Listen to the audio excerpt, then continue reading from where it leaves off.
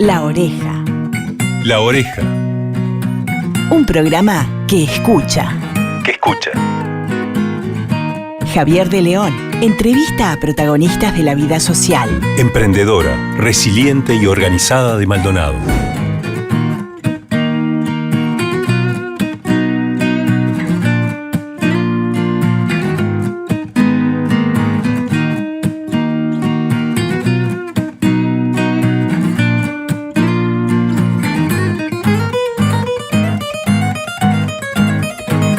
Hola amigos, con mucho gusto le damos la bienvenida a La Oreja en La Clase Radio.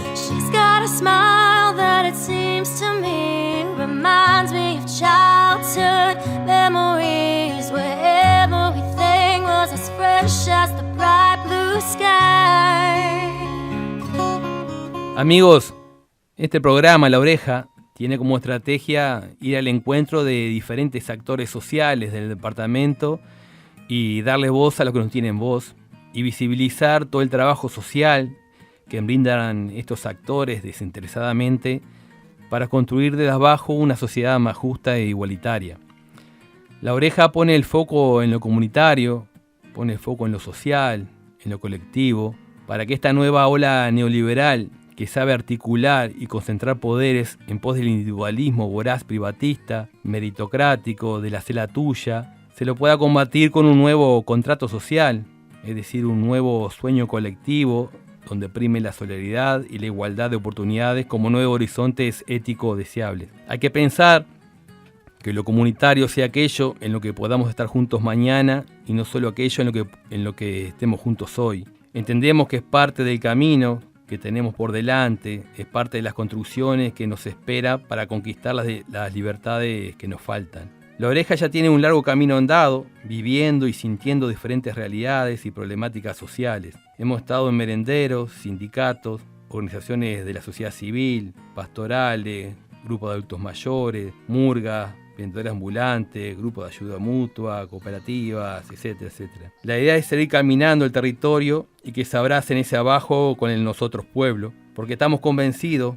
que sin participación y protagonismo popular no existen las transformaciones de fondo. Amigos, en esta oportunidad vamos a conversar con Gabriel Otero, porque hay un libro muy bueno que se lo recomiendo a los compañeros municipales, a los vecinos de Maldonado, que se llama Las filas de los inocentes, que vamos a estar compartiendo y hablando con Gabriel. Antes vamos a presentar a Gabriel. Gabriel nació el 1 de enero de 1970 en el barrio Pueblo Victoria, en Montevideo, padre de 2 hijas y abuelo de una nieta y un nieto. En las elecciones de octubre de 2019 salió electo diputado por el espacio 609, cargo que ejerce actualmente. Es miembro del Comité Central del Movimiento de Liberación Nacional Tupamaro y la Dirección Nacional del Movimiento de Participación Popular. Fue electo y reelecto alcalde del municipio del 2010-2020. Es el menor de 3 hermanos. Cursó primarias en la escuela 152, 103 y 174. En el Liceo 22 Juan Díaz de Solís inició sus estudios secundarios. Proveniente de una familia inserta en la militancia social y política, se afilió al Comité Pueblo Victoria en 1984 y allí continúa. Integró la coordinadora antirracias a fines de los 80, participó en la recolección de firmas por el voto verde en el plebiscito contra la ley de caducidad, entre otras acciones en militancia social. Sus inicios laborales fueron la chacra avícola familiar. A los 18 años ingresó en un taller de marquetería en el que adquirió el oficio.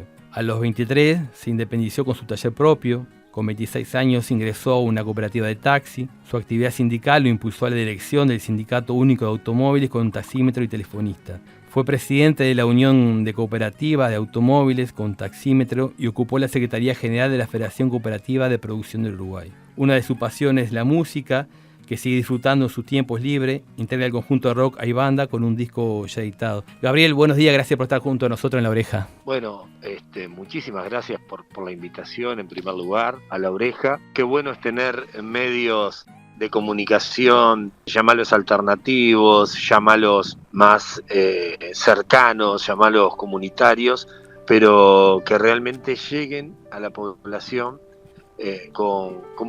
con noticias que tengan un enfoque diferente, humano, y no tanto en la moda. La verdad que soy muy agradecido de esta entrevista. Los viejos amores que no están, la ilusión de los que perdieron, todas las promesas que se van y los que en cualquier guerra se cayeron. Gabriel, ayer justamente terminé de leer el libro. La verdad que te felicito porque es un libro totalmente diferente, un libro muy especial a todo lo que se ha escrito, ¿no? Es una historia, le paso a contar a las vecinas, vecinos de Maldonado, que es una historia de la niñez en los años oscuros de nuestro país. Estoy hablando de los años 70 y parte de los 80. Como dije, no es un libro más de los muchos que se han escrito de esos años. Es un libro que narra las peripecias de la cárcel junto a tu mamá, Gabriel, y que además narra las peripecias que hicieron tú y tus hermanos para sobrevivir el día a día en esos años, porque, claro, tenías a tu madre en el penal de Punta Rieles y a tu padre en el penal de Libertad, Gabriel. Es así fue. El 1972, el 29 de mayo del 72, comienza un poco esa etapa de mi vida, con yo 2 años y medio aproximadamente, un hermano de 8, Tomás, y mi hermana Graciela, que en aquel momento andaba en los 16 años. Y bueno, te podés imaginar que esos acontecimientos dieron un vuelco en nuestra vida importante, a todos, a los 3 lógicamente, a mis padres, ni que hablar. Y bueno, eso hizo que pasaran por mi niñez situaciones que, bueno, no son las comunes o las esperadas en la niñez de ninguna criatura de esa edad, también de mis hermanos. Y bueno, esos acontecimientos que van desde mi ida al cuartel por más de 2 años con mi madre, pasando por lo que les pasó a mis hermanos afuera, un poco de mano en mano y de casa en casa, un poco como hoja al viento. Eso está relatado en el libro y está relatado desde un lugar que intenta, en primer lugar, integrar un nuevo granito de arena a la memoria, relatando los hechos, yo digo, más que tal cual fueron, a veces como tal cual uno los recuerda, ¿no? Claro. Y también siendo lo más sobrio y objetivo posible, cosa que no es sencilla, porque ser objetivo en tu relato diría que es bastante difícil o casi imposible, pero sí intentando no ser de esto un culto a la personalidad y no ser de esto tampoco una historia absolutamente sombría. Entonces en el libro van a encontrar una historia diferente y contada, creo, que de una perspectiva que hasta ahora no había sido contada. Sí, no, la verdad que yo todos los libros que he leído de esa época, que narran por diferentes actores de esa época, no, la verdad que no fue contada y está bueno. Gabriel, hay una pregunta antes de empezar a contarle a los vecinos de qué se trata el libro y demás, como tú más o menos ya detallaste al principio. ¿Qué pensás cuando algunos actores sociales y políticos, ¿no?, dicen que hay que dar vuelta a la página? Mirá, el negacionismo es un mal que corroe todos los cimientos de la sociedad, ¿no? El negacionismo de los hechos que pasaron, el negacionismo de lo que fue el terrorismo de Estado en Uruguay y en América Latina hace mucho daño. Lo estamos viendo ahora en la vecina orilla y acá no estamos exentos de eso, porque acá hay algunos actores políticos que han intentado llegar. Eso, Javier, querido, es una lucha constante. Claro. Trabajar contra el olvido y a favor de la memoria.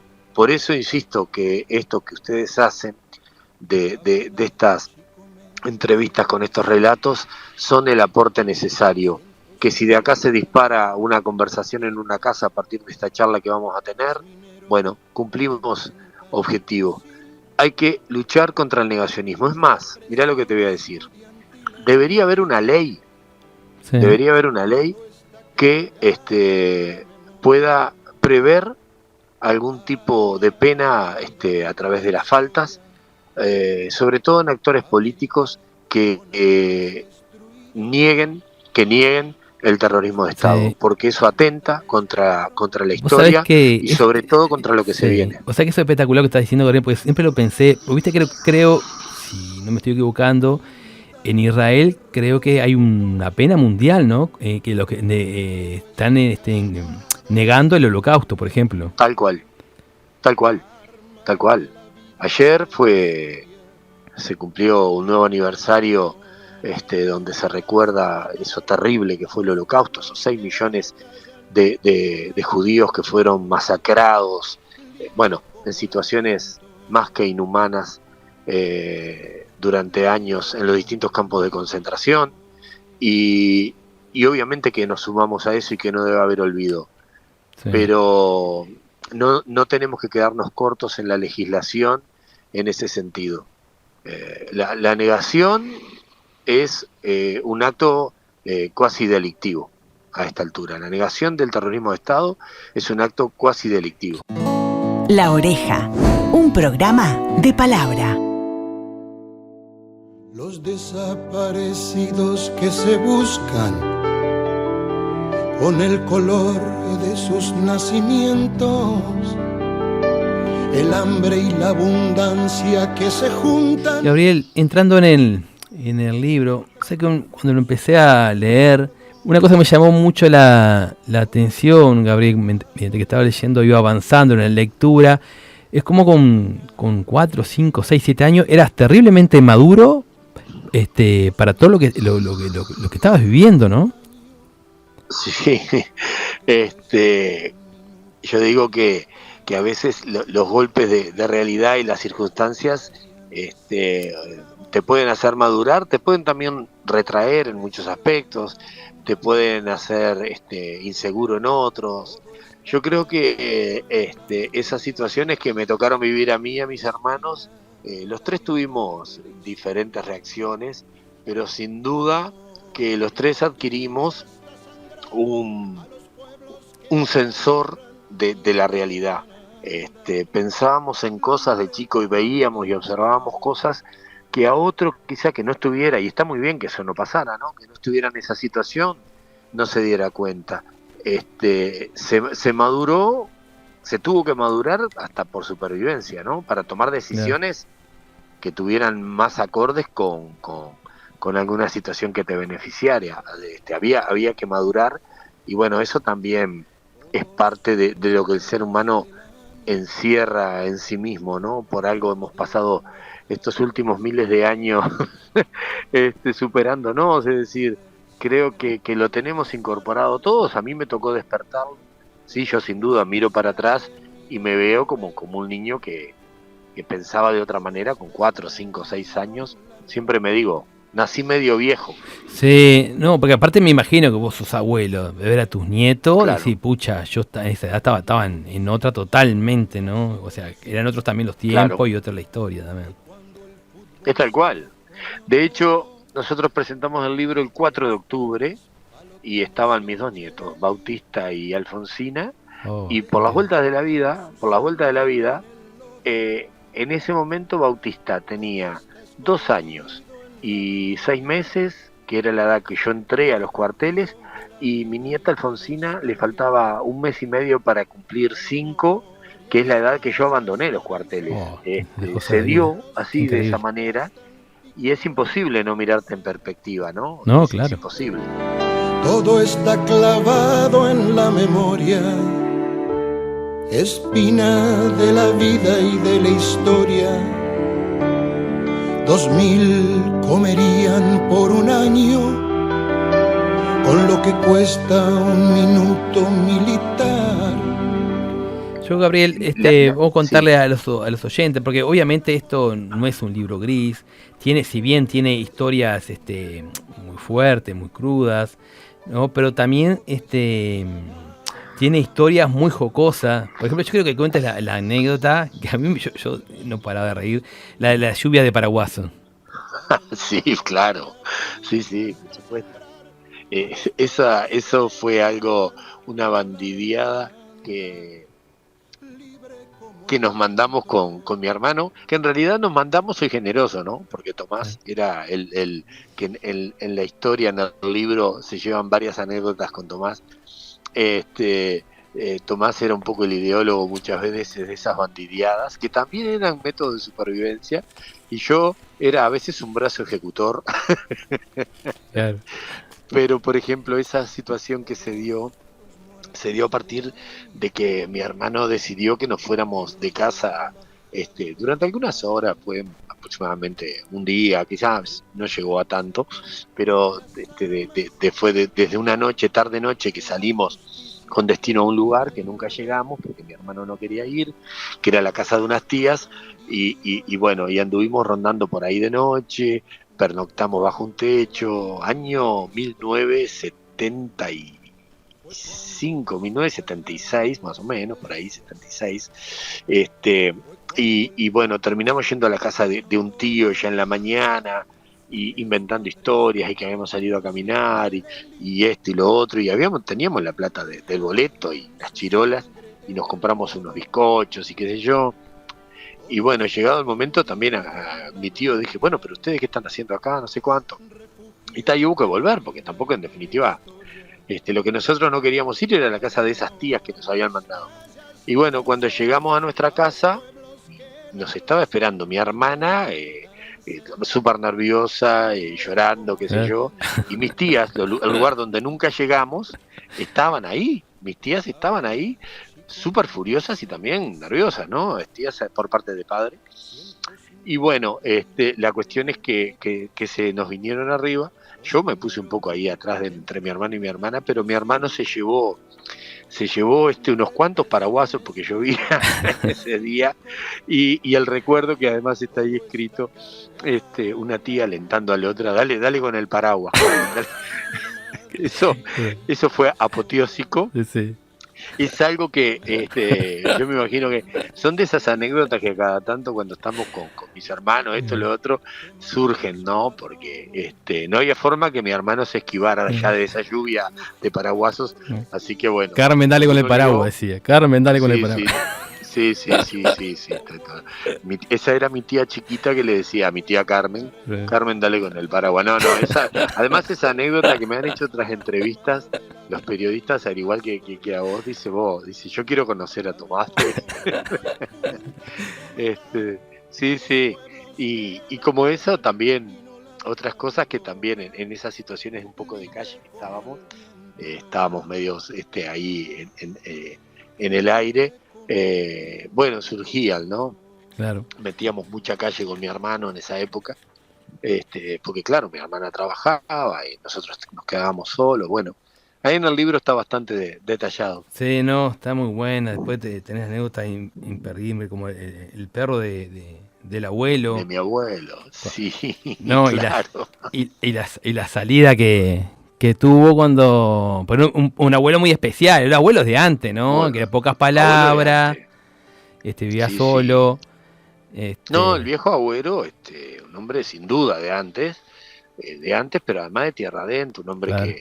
que nació en el departamento de Rocha, pero tierra adentro, un hombre que mi abuelo, Mafaldo se llamaba mi abuelo. Estamos reconstruyendo un poco la historia ahí de los agüeros de esa época. Mi bisabuelo Mafaldo, el padre de él, un hombre que araba con bueyes, ¿no? O sea, claro. Estamos hablando de gente que se crió en una situación muy dura. Claro. Mi abuelo era un hombre que hacía carreteras, trabajaba para el Ministerio de Transporte y Obras Públicas, de laburo duro, ¿no? Y tocaba el violín, tenía una sensibilidad para la música increíble.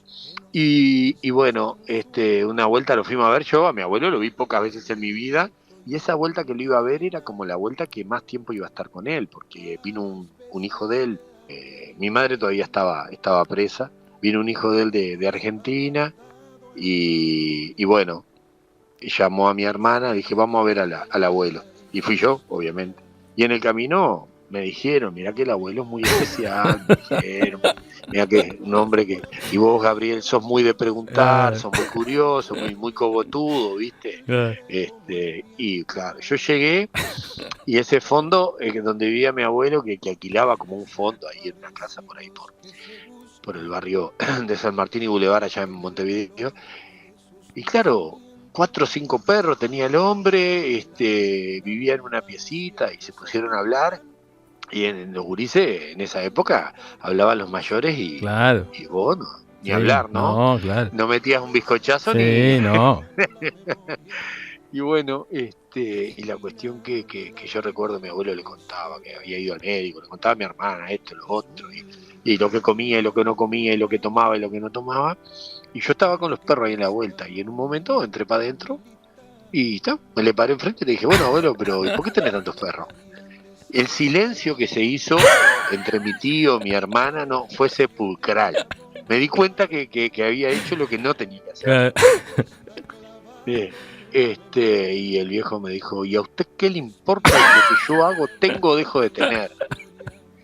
Y yo, claro, quedé desubicado y me di media vuelta y me fui porque nadie saltó en mi defensa tampoco. Y ahí siguieron como si nada. Claro. Y bueno, yo después igual, bueno, en otro capítulo, el perro de las 3 patas me lo terminó quedando. Mi abuelo, uno de los perros que tenía 3 patas. Yo me había encariñado mucho con el perro. Claro. Y cuando fallece yo lo tomé en herencia sin estar en testamento, me fui y me lo agarré. Claro. Así, fui con toda la idea de agarrármelo y me lo traje. Tu voz, nuestros oídos, La Oreja, un programa que escucha. Fue cuando se callaron las iglesias, fue cuando el fútbol se lo comió todo. Una cosa que ha asombrado, Gabriel, es la valentía de tu hermana, ¿no? Que con 16, 17 años prácticamente se hizo cargo de ustedes. Y lo difícil que fue, haber sido para ella también una etapa de la adolescencia, ¿no? Hoy ve la adolescencia de ahora, de los gurises, ¿no? Que salen a bolichar, ¿no? Que están reunidos con amigos, pero sin embargo, tu hermana tuvo que también maduraron rápidamente y ponerle pecho en el momento que estaba. Sí, claro. Sí. Además, creo que el libro cumple un poco con esa misión de plantear cuál fue el rol de mi hermana, el papel, y sobre todo eso que vos decís, ¿no?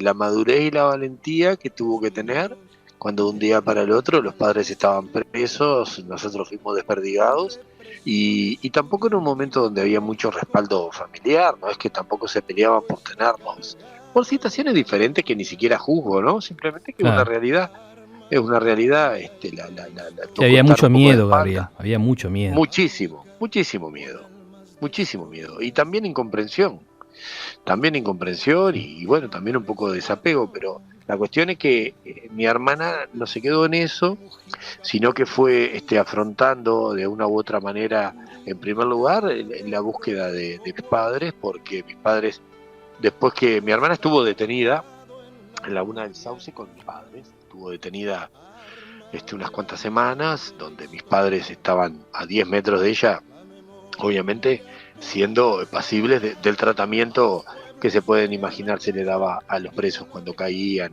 en aquel momento. Mi hermana estaba en otra pieza con otros detenidos, mujeres en este caso. Después de eso mis padres pasan a un paradero desconocido durante un par de meses, y hasta que llega un telegrama a la casa de una de las tías que estaban en el quinto de artillería allá en Montevideo, allá en la calle Burgues y Silva, donde mi tía le avisa a mi hermana y arrancan para el cuartel. Bueno, entran al cuartel y en el hall del cuartel estaba el juego de living de nuestra casa. O sea, nos habían robado los propios militares, y el juego de living estaba en el hall del cuartel. Claro. Esa es otra de las situaciones que se daba mucho en aquel momento, ¿no? Se robaban todo. El robo, Claro. te desvalijaban. Claro. Los propios militares, los propios mandos militares, ¿no? Claro. Les gustó el juego del living y bueno, mi hermana entró al cuartel y le impactó esa situación. Y así como esa, después encarar durante mi tiempo en los cuarteles, yéndome a veces a buscar para sacarme de una guardería o para sacarme a pasear, para que yo no esté todo el día viciado en esa situación ahí, porque yo era un niño grande, yo, ¿no? Otros niños estaban en la misma situación, eran un poco más chicos, pero yo ya era un niño bastante grande, en edad casi de estar escolarizado, ¿no? Entonces, claro, tenían que darme otro tipo de contención, porque obvio, yo tenía otras, digamos, ya estaba madurando la niñez y vos sos más curioso, empezás a jugar, correr, etcétera. Y bueno, en eso mi hermana fue central para mantenernos unidos a mi hermano y a mí también, y para mantener el hilo familiar, hilo familiar que no se corte. Claro, era como tú decías, nosotros no éramos unos pairas, teníamos familia. Exactamente, y eso es algo que, dicho en el momento preciso, que fue hace 50 años, y dicho y repetido y explicado por qué, son las cosas que después vos te afirmás, ¿viste? O sea, acá no es que nosotros esto es una situación normal, sino que nosotros tuvimos familia, tuvimos un hogar, y con eso te aferrás, ¿viste? Sí. Con eso te aferrás. La Oreja, 1000 voces que escuchar. La memoria pincha hasta sangrar a los pueblos que la amarran y no la dejan andar, libre como el viento. Gabriel, tú sacaste un dato, yo he visto otras entrevistas tuyas, que tú has dicho que fueron más de 80 los niños que estuvieron en una situación similar a la tuya. Correcto. En la cárcel. Sí, correcto. Porque eso no es simplemente un número, eso yo lo interpreté como un grito, ¿no? Porque eso la sociedad uruguaya ha mirado para el costado, o por ahí no se ha informado, o no se ha querido informar, pero es un número muy grande, un número que grita, entre otras cosas. Y bueno, Javier, mirá, si será grande, que Uruguay fue el país donde per cápita hubo más presos políticos que Argentina y que Chile, para empezar, ¿no? Que fueron situaciones horrendas.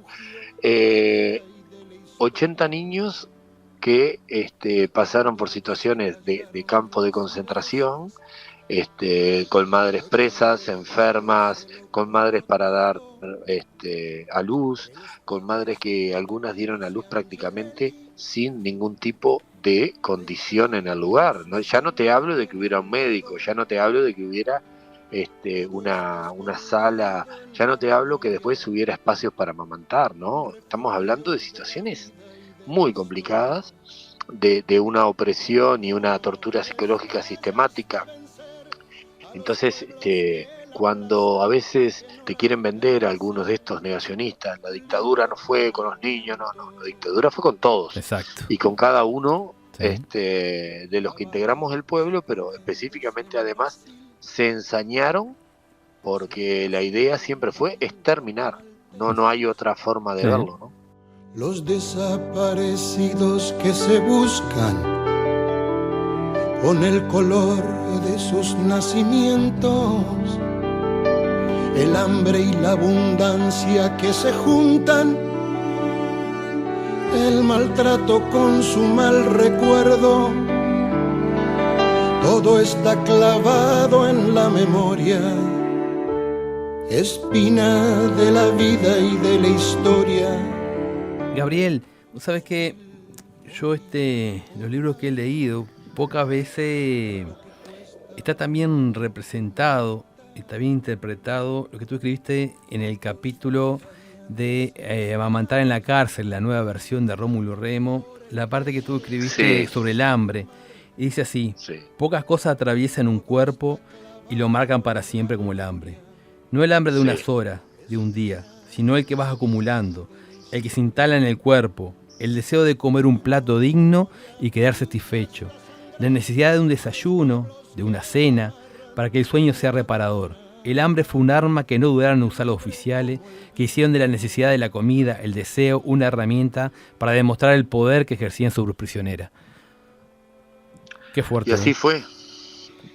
Sí, es fuerte, es lo que hablábamos al principio. Y qué bien que lo interpretaste, Gabriel. La verdad que está muy bueno para que la gente entienda lo que pasaron los compatriotas, los uruguayos en las cárceles, ¿no?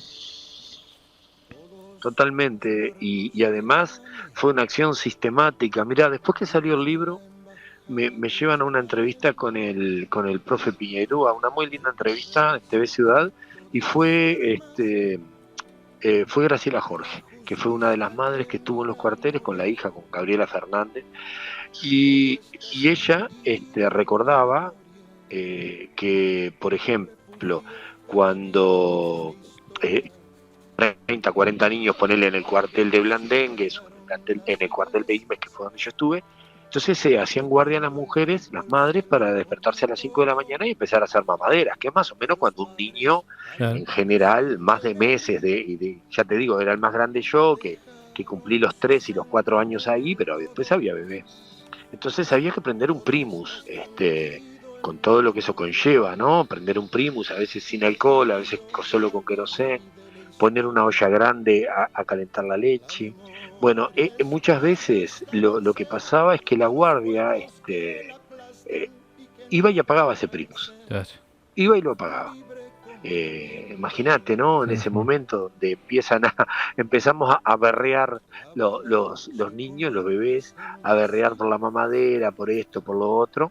Ese momento era el que ellos utilizaban de manera muy sádica, para bueno, hacerte sentir, y allá ibas a aprender nuevamente el primus, nuevamente a calmar a los niños.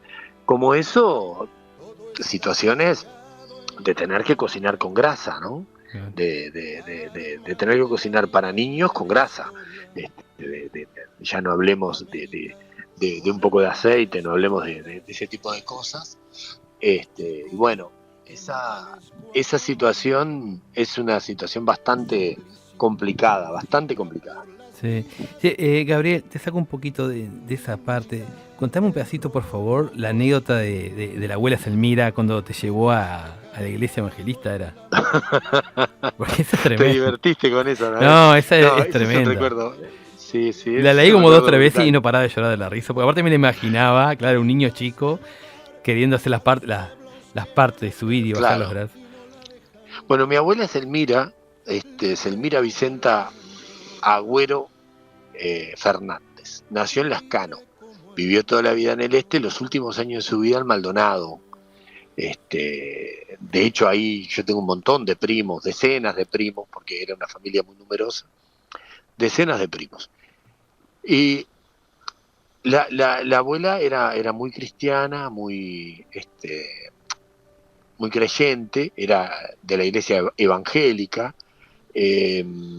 y entonces ella, cada vez que nos podía ir a visitar, la pobre vieja, cuando cobraba su triste pensión, iba 2 o 3 días a Montevideo, allá a un rancho donde vivíamos, además llevaba algunos paquetes de fideos, y lo otro.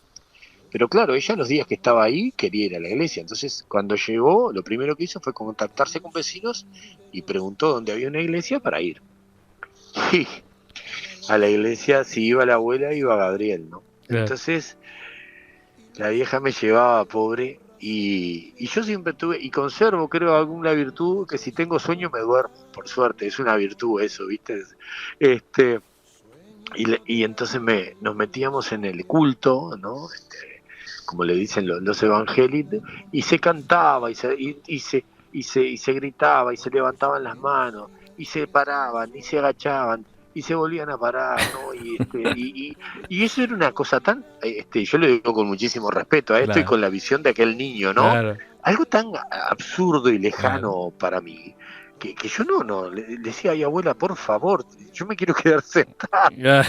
Entonces, claro, era como una ofrenda. Entonces, si la vieja se levantaba, la vieja con mucho cariño, ¿no? Si la abuela se levantaba, yo me levantaba porque me agarraba la mano. Y si la abuela levantaba la mano, me levantaba la mano a mí también. Entonces, aquello era una locura, hasta que yo quedaba dormido. Claro. Pero literalmente me quedaba dormido. Y tal, ya vi, después a la vuelta íbamos en un camión, me acuerdo. La zona de Rincón del Cerro, la zona de Civil y La Bollada, por allá esa zona, si algún oyente conoce, por ahí íbamos. Y bueno, yo hoy en día eso lo recuerdo con mucho cariño, también con mucha sonrisa, porque mi abuela era así, y bueno, me hizo pasar esos momentos que eran de zozobra más que nada, porque ya te digo, nunca tuve tampoco una formación cristiana, ni mucho menos. Yo no viví nunca esa etapa de mi vida con mi familia, bueno, por lo menos con mis hermanos. Entonces era bastante extraño para mí verla en ese papel a la doña. Claro, porque tenías que Selmira. quedar 4 o 5 años ahí. Sí, un poco más, capaz que tenía 5 o 6, ¿viste? Claro. Era un niño. Claro, O sea, claro, sí. posiblemente entre eso pasó porque la abuela murió en el 77. Así que eso pasó entre los 5 y 6 años. Claro. Era muy niño. Sí, claro. La abuela falleció el 30 de marzo del 77. Claro. Gabriel, ¿qué esperas del libro? ¿Te gustaría que se leyera en los liceos? ¿En algún lugar Bueno, especial? sí, del libro me está dando más de lo que yo esperaba, pero el otro día un par de personas en X, en Twitter, como le diga, dieron una devolución maravillosa y dijeron: este libro tendría que ser parte de lectura en espacio de educación, de la escuela, del liceo, yo qué sé. Ah, sí, totalmente de acuerdo. Yo creo, Sí. Yo creo que eso se verá, sin duda que sería el sumum de poder colaborar en ese sentido. También en ese sentido están los porqués de cuidé mucho yo aspectos que yo no hablo de épica, no hablo de gesta, no hablo de hechos heroicos, hablo de una situación y de situaciones complicadas y de supervivencia. Sí. Y me alejo de esas cuestiones de plantar el heroísmo en cada cosa. Yo creo que se hizo lo que se pudo y que bueno, en realidad también hay una carga de emotiva y una carga sanguínea que hizo que todo eso fuera posible.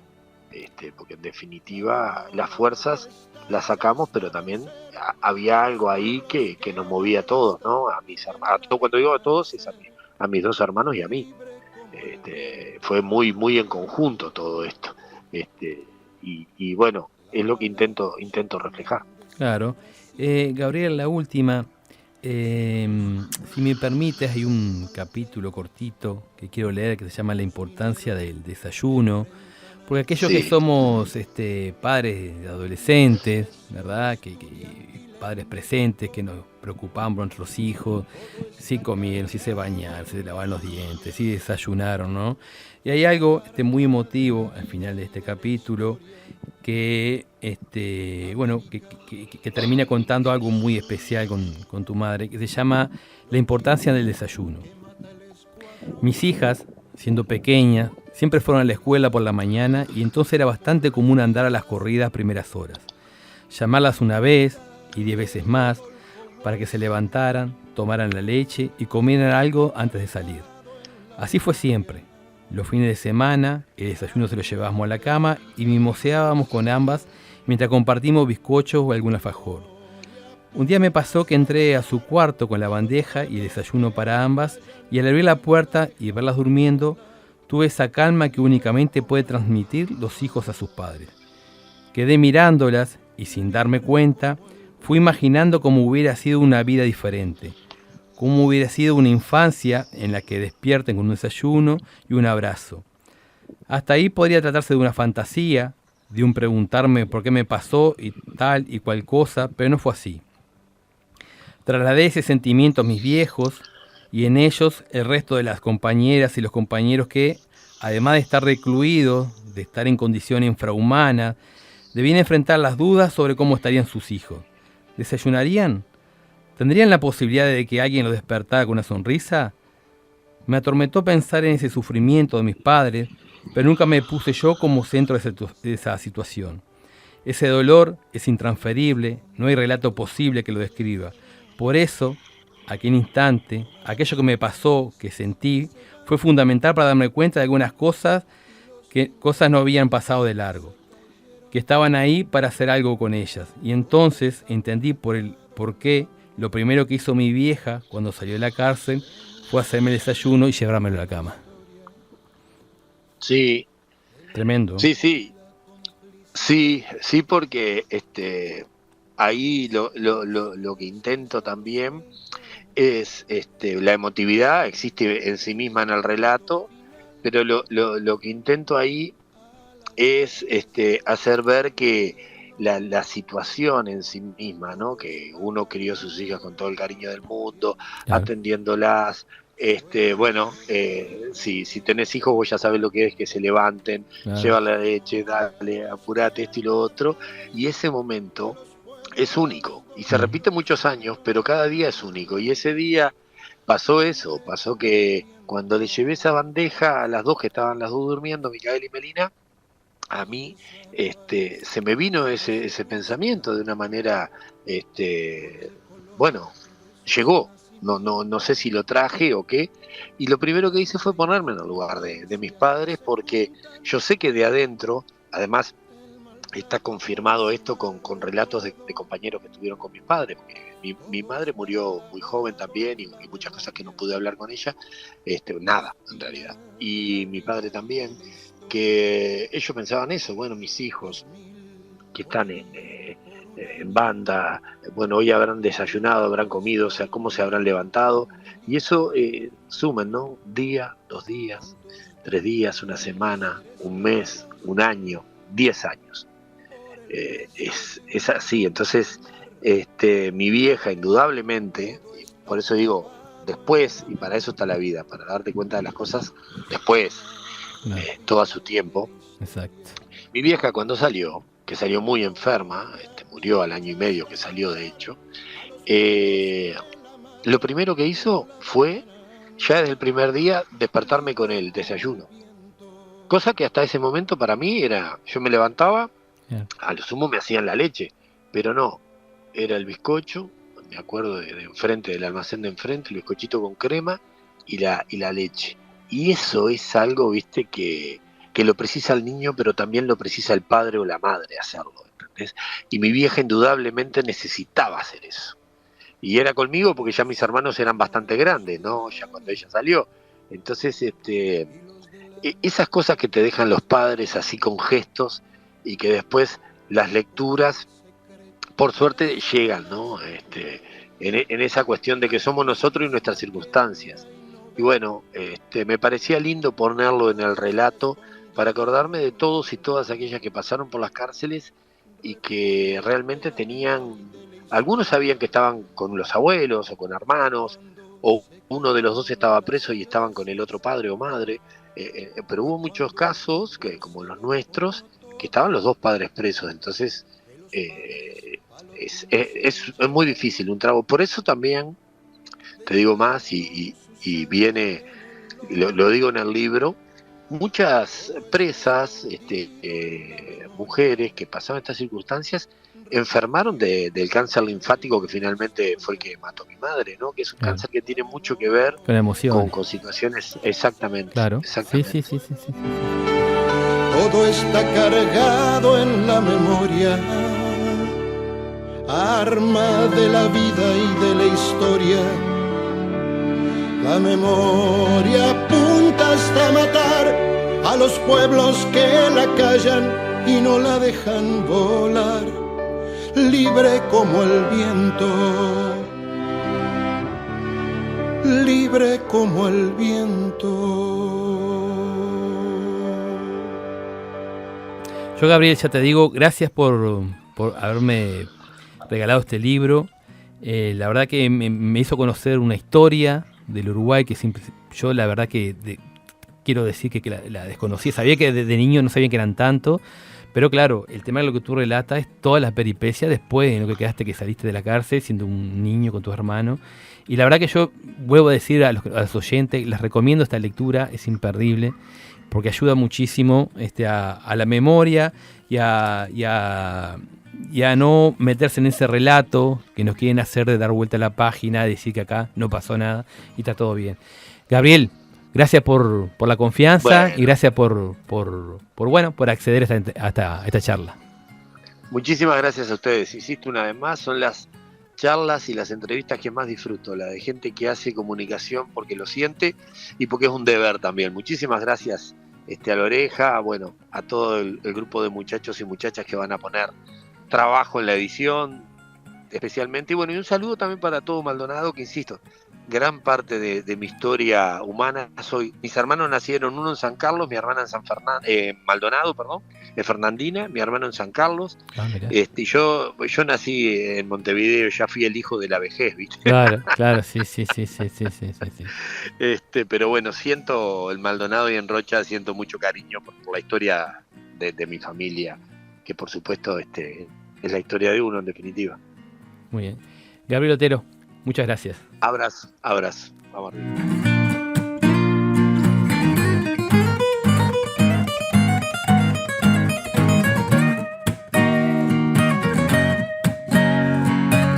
Muy bien, amigos. Así pasó otra charla que tuvimos. Esta fue una charla muy especial.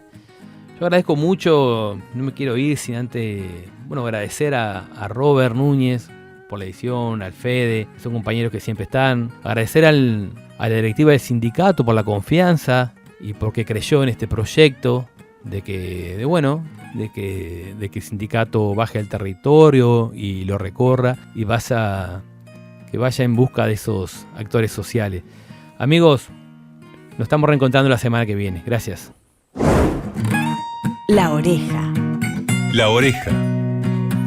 Un programa que escucha. Javier de León entrevista a protagonistas de la vida social. Emprendedora, resiliente y organizada de Maldonado.